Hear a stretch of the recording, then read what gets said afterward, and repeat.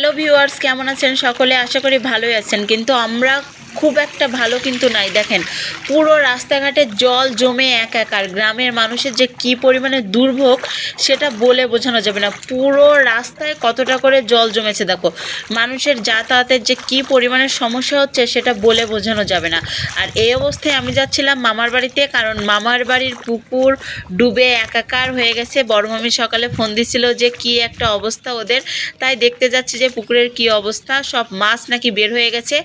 দেখো, রাস্তার দুই পাশ দিয়ে ঘেরগুলো কিন্তু পুরো নেট দিয়ে ঘিরে দেওয়া হয়েছে যাতে মাছ বের হয়ে না যায়। কিন্তু নেট দিয়ে কি আর মাছ আটকানো যায়? সবার মাছ বের হয়ে গেছে। এই যে হচ্ছে আমার মামার বাড়ির পুকুর। তো মামি বলছিল যে রাতে নাকি সব মাছ বের হয়ে গেছে। তো সকালবেলা আমরা অল্প করে একটু খাবার দিয়ে পুকুরে হচ্ছে জাল ফেলে দেখতেছিলাম যে পুকুরের মাছ আছে কিনা বা সব বের হয়ে গেছে কিনা।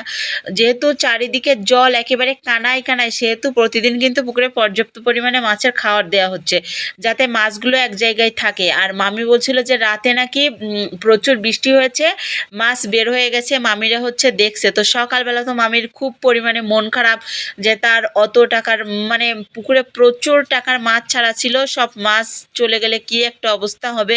তো যাই হোক, সকালে মামার ছেলে আর মামি আর আমি তিনজনে গেলাম যে পুকুরে কি অবস্থা।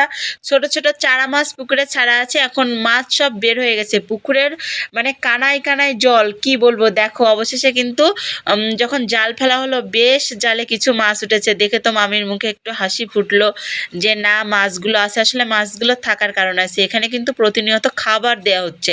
খাবার না দিয়ে মানে দেওয়া হলে কিন্তু মাছগুলো এখানে থাকবে না। যাই হোক, সব চারা মাছ, খাওয়ার মতো মাছ না। মামি, আমি আর হচ্ছে আমার ভাই তিনজনে মিলে, ওরা তো মামি হচ্ছে মাছগুলো আবার পুকুরে ছেড়ে দিচ্ছিল আর আমি ক্যামেরা করতেছিলাম। আর ভাই বলছে যে আরও ওই পাশের দিকে আরও একটা দুইটা হচ্ছে জাল ফেলে দেখবে যে মাছগুলো আছে কিনা। মাছগুলো একটু ছোট সাইজের, দেখো মাছ কিন্তু আরও ছোট সাইজের ছাড়া হয়েছিল, কিন্তু এখন অনেক বড় হয়ে গেছে। আর সত্যি কত টাকার মাছ ছেড়েছে, এখন মাছগুলো যদি সব বের হয়ে যায় তাহলে তো মানুষের সত্যিই খুব দুর্ভোগ। কারণ গ্রামের দিকের মানুষের কিন্তু এই মাছের ওপরেই সংসার চলে। আর আমাদের হচ্ছে গ্রামের দিকে সবাই মাছ চাষই করে। তো এই বৃষ্টির জন্য অনেকের কিন্তু ঘের ডুবে গেছে।